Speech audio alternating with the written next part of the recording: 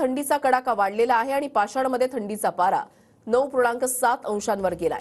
उत्तरेमधल्या बर्फवृष्टीमुळे वातावरणामध्ये गारठा वाढलाय। विदर्भ आणि मराठवाड्यामध्ये डिसेंबर अखेरपर्यंत थंडी राहणार आहे। आढावा घेतला आमच्या प्रतिनिधींनी, पाहूया। होत असलेल्या बर्फवृष्टीमुळे त्या भागातून येणारं थंड वारे जे आहे ते महाराष्ट्राच्या दिशेने येत आहे। त्यामुळे महाराष्ट्रातल्या वातावरणामध्ये दिवसेंदिवस तापमान जे आहे ते घटताना पाहायला मिळतंय। त्याचबरोबर वातावरणामधला गारठा जो आहे तो दिवसेंदिवस वाढतोय। महाराष्ट्रामध्ये काही ठिकाणी तापमान जे आहे ते जवळपास 19 डिग्री सेल्सिअस वरती पोहोचलेलं आहे।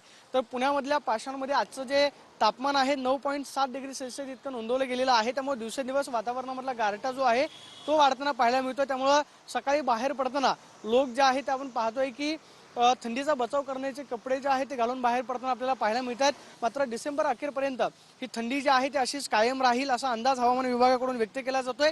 मात्र उत्तर भारतामध्ये जी बर्फवृष्टी होते त्याचा परिणाम जो आहे तो महाराष्ट्रातल्या आपल्याला वातावरणामध्ये पाहायला मिळतोय आणि दिवसेंदिवस महाराष्ट्रामधला गारठा जो आहे तो वाढत चाललेला आपल्याला पाहायला मिळतोय।